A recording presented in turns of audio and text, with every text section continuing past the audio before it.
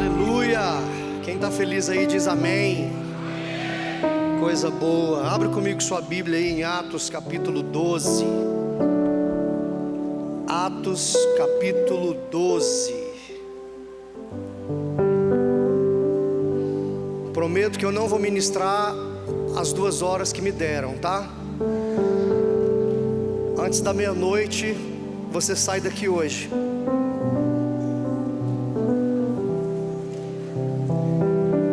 Atos capítulo 12, quem achou diz amém.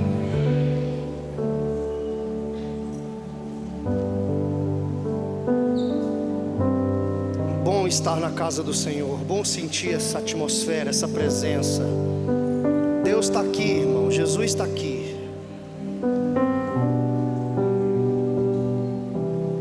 Tudo é possível nos ambientes onde o Senhor se manifesta. Vamos ler o versículo 11. Pedro, voltando a si, disse: agora sei verdadeiramente que o Senhor enviou o seu anjo e me livrou da mão de Herodes e de tudo o que esperava o povo judeu. Deixa sua Bíblia aberta aí em Atos, capítulo 12. Nós vamos ler alguns textos durante a mensagem. A minha oração é que o Espírito Santo fale conosco, por meio da palavra de Deus, em nome de Jesus. Eu gosto muito desse livro, porque esse livro fala da ação do Espírito na igreja do Senhor. É os atos da igreja, os atos dos apóstolos, e o livro de Atos é o relato das intervenções milagrosas de Deus na vida da igreja primitiva. Sim, Deus intervém na história. Sim, Deus aparece, Deus muda circunstâncias.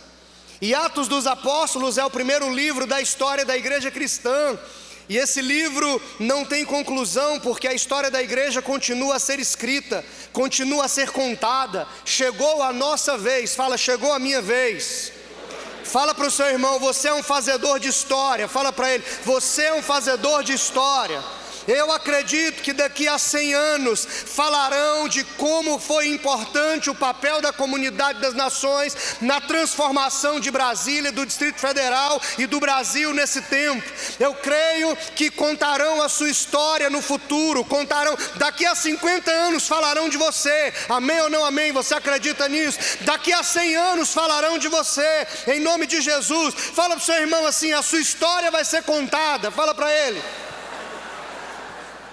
Atos é o livro do incendiar do Espírito Santo.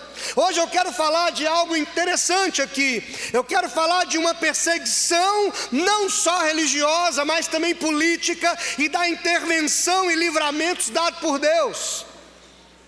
Então você está com a Bíblia aberta aí em Atos capítulo 12. Vamos ler do 1 ao 6, que diz o seguinte: por aquele mesmo tempo, o rei Herodes prendeu alguns das igrejas para os maltratar. Mandou matar à espada Tiago, irmão de João. Vendo que isso agradava os judeus, continuou mandando prender também a Pedro.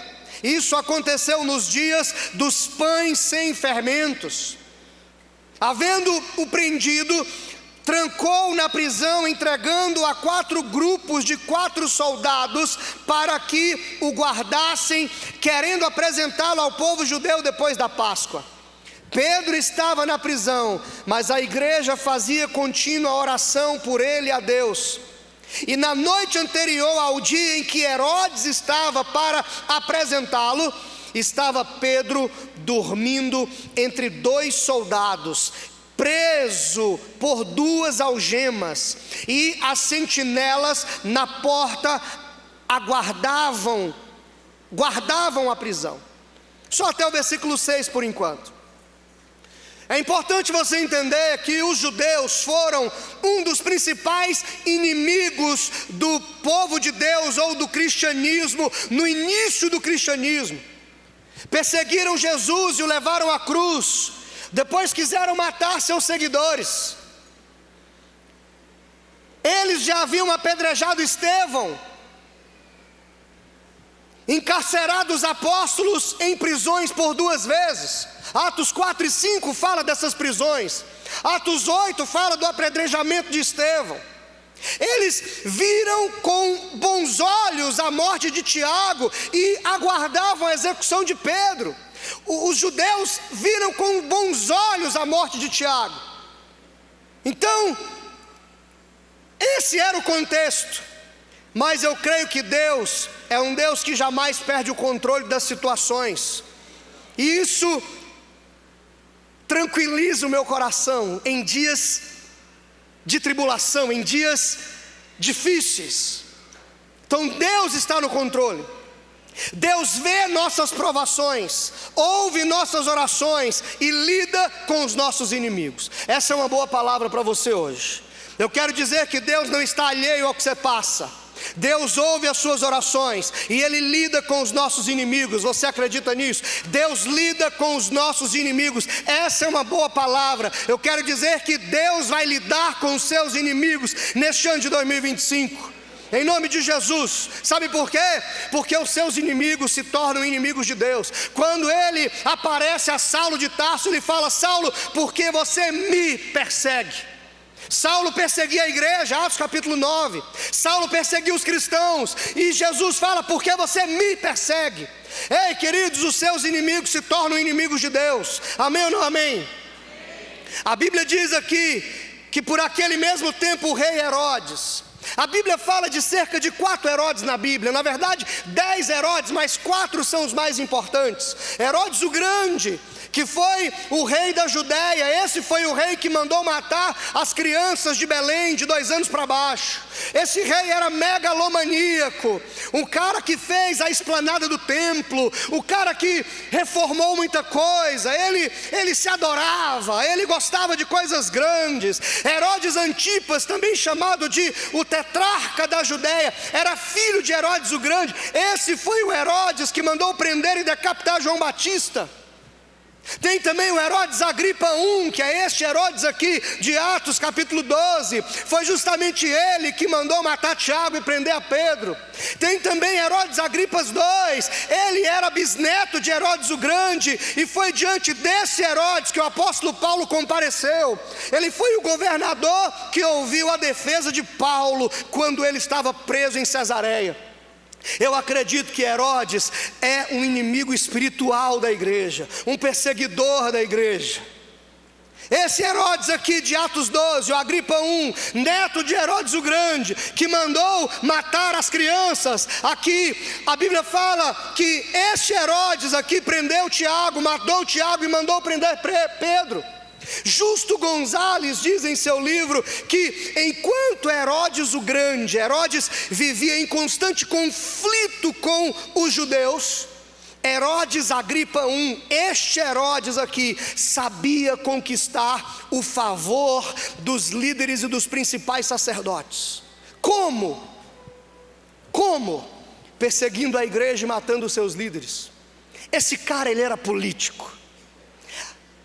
Tiago foi preso e morto. E no versículo 3 diz que, observando que essa atitude agradava os judeus,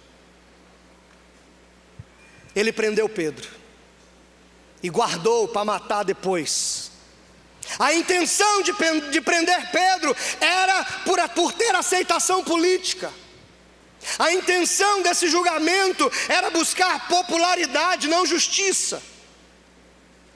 Ele respeita os 7 dias de festas dos judeus, pois nas leis judaicas na época não se podia prender e condenar ninguém no período da Páscoa, no período da festa que eles estavam vivendo. Imagina só, um romano respeitando as leis judaicas, porque ele queria popularidade. Herodes sabia que Pedro era o grande líder da igreja naquele momento. Herodes sabia quem ele tinha nas mãos. Foi Pedro quem liderou a igreja na escolha de Matias. Foi Pedro que pregou no Pentecostes, levando a igreja a saltar de 120 para 3.000 pessoas. Foi Pedro que curou o paralítico na Porta Formosa, em Atos capítulo 3. Foi ele que pregou, levando a igreja a saltar de 3.000 para 5.000 pessoas. Foi Pedro quem desmascarou Ananias e Safira. Foi Pedro que ressuscitou Dorcas e abriu a porta do evangelho para os gentios, quando ele foi pregar para Cornélio. Herodes sabia quem ele tinha nas mãos. Herodes sabia quem ele tinha nas mãos. Herodes sabia que Pedro havia escapado da prisão já por 2 vezes, Atos capítulo 4 e Atos capítulo 5. Ele conhecia. Então Herodes coloca 16 soldados para tomar conta de Pedro. 16 homens. Quero ver se ele escapa agora. Quero ver o que vai ser agora. Essa era a situação que Pedro se encontrava, no corredor da morte. A pergunta é: o que a pequena comunidade cristã naquela época podia fazer contra o poder armado de Roma? O que a igreja podia fazer contra Roma naquela época? O que a igreja podia fazer contra o governo? Talvez tenha pessoas aqui hoje que estão fazendo a mesma pergunta: o que eu posso fazer diante disso? O que eu posso fazer diante da situação que eu estou vivendo? O que eu posso fazer diante desse problema? Talvez você não esteja, certamente você não está fisicamente preso como Pedro esteve, mas talvez esteja numa situação insolúvel aos olhos humanos como Pedro estava. Os crentes se reuniam para orar em favor de Pedro. Eles se reuniram para orar em favor de Pedro. Eles buscaram socorro que vem do alto, pois eles acreditavam no poder da oração. Não, eles não criam na autoajuda, mas eles criam na ajuda do alto. É diferente, é a ajuda do alto.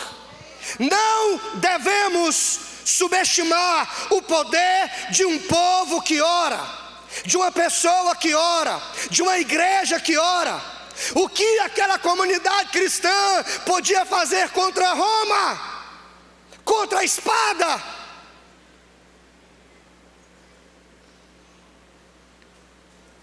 Eles buscaram socorro que vem do alto. Um puritano chamado Thomas Watson diz que o anjo chamou Pedro na prisão, mas foi a oração do povo que foi buscar o anjo. Foi a oração da igreja que foi buscar o anjo. Deus tem respostas. Fala assim: Deus tem a resposta que eu preciso. A igreja precisa entender que orar é associar-se ao mais forte.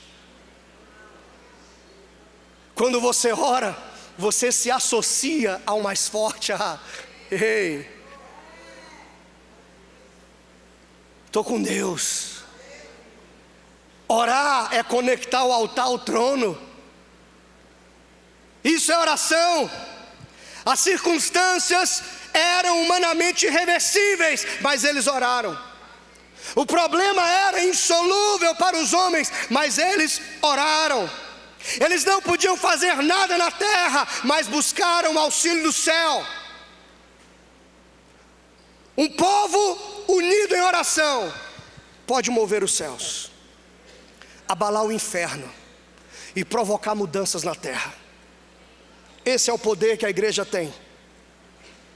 Se o meu povo, que se chama pelo meu nome, disse Deus a Salomão, se humilhar e orar e se arrepender dos seus maus caminhos, eu então ouvirei dos céus, perdoarei os seus pecados e sararei a sua terra. Você precisa entender que uma porção da cura que a terra precisa virá das orações dos santos.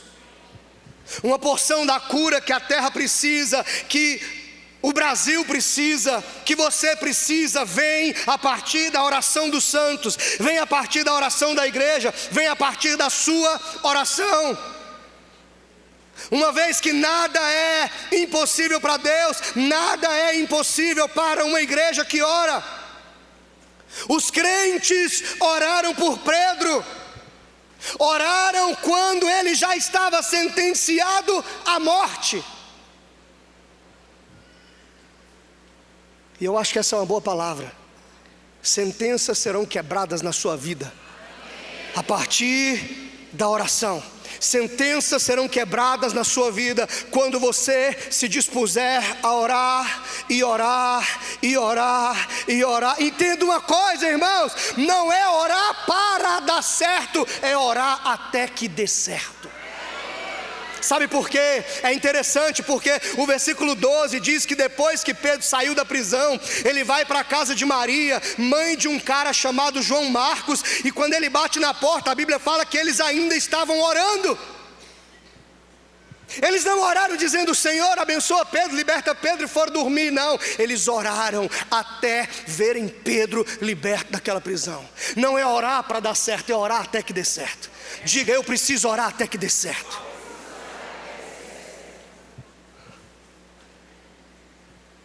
Não há causa perdida quando Deus se envolve. Não há causa perdida quando continuamente é colocada diante dele em oração. Tanto a prisão de Pedro quanto as orações da igreja duraram alguns dias. A festa durava 7 dias, e ele ficou preso para ser executado depois da festa. Foi uma perseverança. Amém ou não? Havia naquele momento 2 comunidades, o Estado e a igreja, postas uma contra a outra, e cada uma fazendo uso de suas armas. De um lado, a autoridade de Herodes e o poder da espada e da prisão. Do outro lado, a igreja em oração. Enquanto Herodes usa o seu poder político e a autoridade terrena, a igreja usa o seu poder espiritual e a oração. E queridos, igreja ora e o anjo age. Igreja ora e o anjo age. Diga isso: a igreja ora e o anjo age. Diga isso: a igreja ora, o anjo age. Fala para o seu irmão: quando você ora, o anjo age. Fala para ele: não, mas fala com fé. Fala: quando você ora, o anjo age. Isso é poderoso. Sabe por quê? Porque a Bíblia diz em Hebreus 1:14 que os anjos são espíritos ministradores que estão à disposição daqueles que vão herdar a salvação. Os anjos estão à nossa disposição. Eu me lembro uma vez, eu estava fazendo um alinhamento e a pessoa manifestou, começou a quebrar as coisas. Eu falei: opa, está errado. Mão para trás em nome de Jesus. Não. Eu falei: Senhor, os anjos são espíritos ministradores que estão à disposição daqueles que vão herdar a salvação. Então, em nome de Jesus, libera um anjo agora para amarrar esse demônio. Na hora. Mão para trás. Porque isso é poderoso. O mesmo anjo que despertou Pedro anestesiou os guardas. Os guardas não acordaram. O mesmo anjo que despertou Pedro, o mesmo anjo que vai tocar na sua vida para abençoar, vai botar seu inimigo para dormir, vai botar aqueles que pelejam contra você para se distraírem. Eles não vão perceber, eles não vão entender como aconteceu. Imagina a cena no outro dia, irmão. Os guardas acordaram: ué, cadê Pedro? Ei, eles não vão entender como o livramento de Deus, a bênção de Deus, a resposta de Deus veio na sua vida. Em nome de Jesus, o mesmo anjo que despertou Pedro anestesiou os guardas. Isso é poderoso. Vamos ler do versículo 7 ao 11. Você está com a Bíblia aberta? Do 7 ao 11. De repente apareceu um anjo do Senhor e brilhou uma luz na prisão. Tocando em Pedro no lado, despertou-o dizendo: levanta-te depressa. E caíram-lhes das mãos as algemas. Disse-lhe o anjo: vista-se e calce as tuas sandálias. E ele fez. Disse-lhe mais: coloca nas costas a tua capa e segue-me. Pedro, saindo, o seguia e não sabia que era real o que o anjo estava fazendo, mas pensava estar tendo uma visão. Quando passaram a primeira e a segunda guarda, chegaram à porta de ferro que dá para a cidade, a qual se lhe abriu sozinha. Tendo saído, percorreu uma rua e logo o anjo se afastou dele. Pedro, voltando a si, disse: agora sei verdadeiramente que o Senhor enviou o seu anjo e me livrou da mão de Herodes e de tudo que esperava o povo judeu. O que Pedro podia fazer, o anjo não fez por ele. Pedro foi despertado pelo anjo, foi acordado pelo anjo. Talvez tem gente aqui que precisa acordar para a vida, acordar para a realidade espiritual.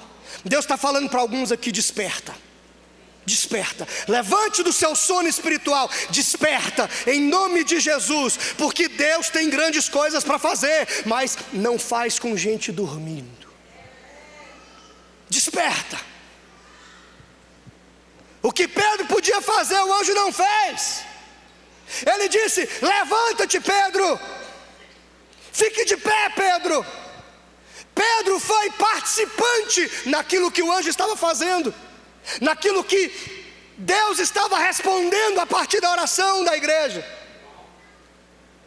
Pedro participou, Pedro foi despertado pelo anjo, mas ele se levantou sozinho. Levante-se, calce as sandálias,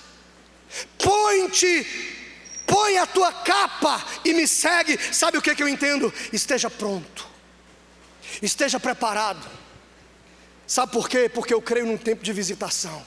Esteja pronto para o tempo de visitação, em nome de Jesus. Quando o anjo bater na porta da sua casa, você vai falar: estou pronto. Esteja pronto, em nome de Jesus. Amém ou não amém? Tem gente esperando Deus fazer por ele o que ele tem que fazer. Irmão, Deus não vai fazer. Então desperta, levanta, calça a sandália, põe a sua capa e fala: eu estou pronto, Senhor, para viver o que o Senhor vai fazer. Eu estou pronto para viver a libertação. Eu estou pronto para viver o propósito. Eu estou pronto para experimentar da bênção, em nome de Jesus.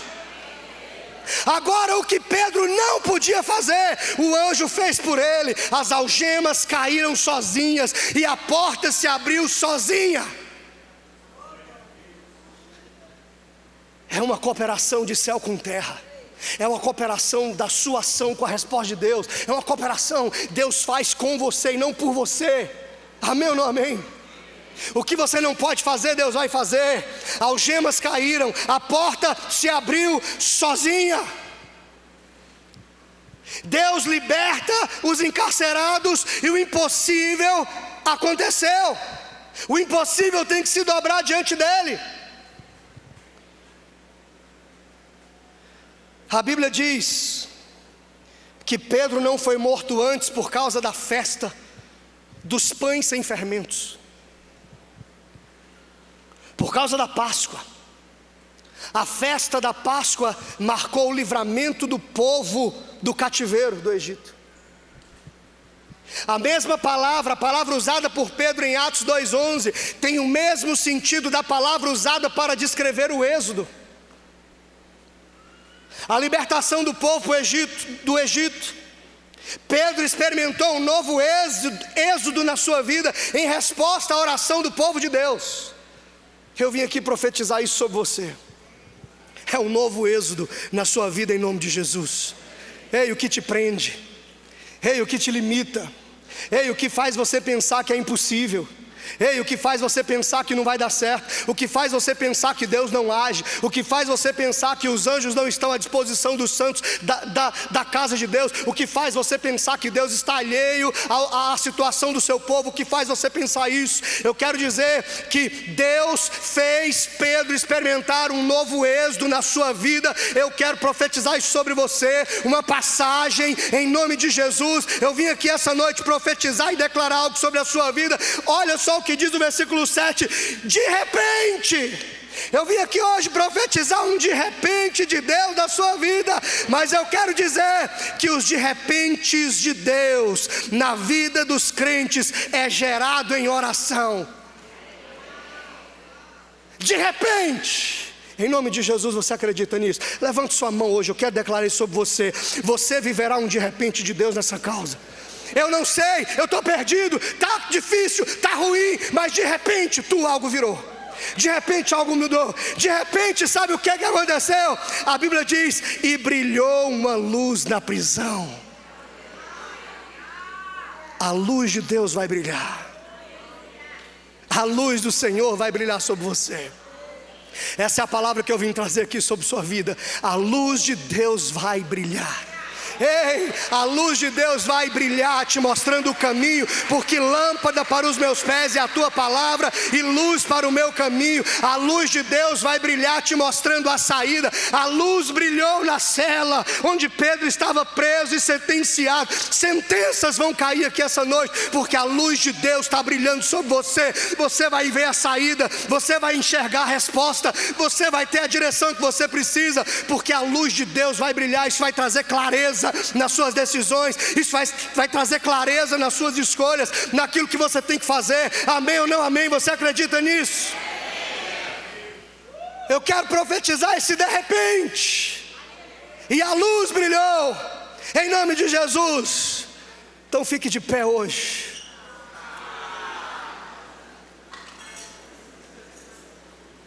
É interessante porque o versículo 18 fala que de manhã houve grande alvoroço entre os soldados sobre o que teria acontecido com Pedro. Ninguém sabia o que aconteceu, só Pedro e a igreja. Um alvoroço. O que aconteceu com você? Será que você vai ouvir isso esse ano? O que aconteceu com você, cara? Você está tão bem. O que aconteceu com o seu casamento? Está tão sólido. O que aconteceu com a sua empresa? Está tão próspera diante de uma possível crise iminente. O que aconteceu com o seu GC? Está ganhando gente e mais gente para Jesus. O que aconteceu? Ei, você vai ouvir isso. O que aconteceu? E você vai poder dizer: é o meu Deus, é o meu Jesus, é o meu Jesus. Quando Herodes o procurou e não achou, interrogou os guardas e mandou que fossem executados. Partindo da Judéia para Cesareia, ficou ali durante um tempo. Aí a Bíblia diz aqui, irmão, eu não vou ler tudo, mas a Bíblia fala que Herodes bota seus trajes reais e ele faz um discurso. E aí o versículo 22 fala que o povo exclamava: é a voz de Deus e não de homens. Aí o versículo 23 diz que no mesmo instante o anjo do Senhor o feriu, porque não deu glória a Deus, e comido por vermes morreu. E versículo 24, e a palavra de Deus, porém, crescia e se espalhava. Você sabe o que aconteceu aqui? O anjo que libertou Pedro feriu quem o prendeu. É assim que Deus faz. O anjo que liberta o povo de Deus enfrenta os inimigos do povo de Deus. O anjo que toca na sua vida para abençoar é aquele que vai ferir os seus inimigos, os demônios que querem derrubar sua vida, que querem derrubar seu casamento. É a ação de Deus com a sua igreja, por meio dos seus anjos, por meio do Espírito Santo, em resposta à oração. Saia daqui hoje com 3 palavras na sua vida. Você vai viver um de repente de Deus nessa causa, em nome de Jesus. Você vai viver um de repente de Deus nessa causa. A luz vai brilhar sobre você, trazendo clareza nos seus pensamentos e nas suas decisões, trazendo clareza no seu propósito. E o anjo que te tocar vai ferir os seus inimigos em nome de Jesus.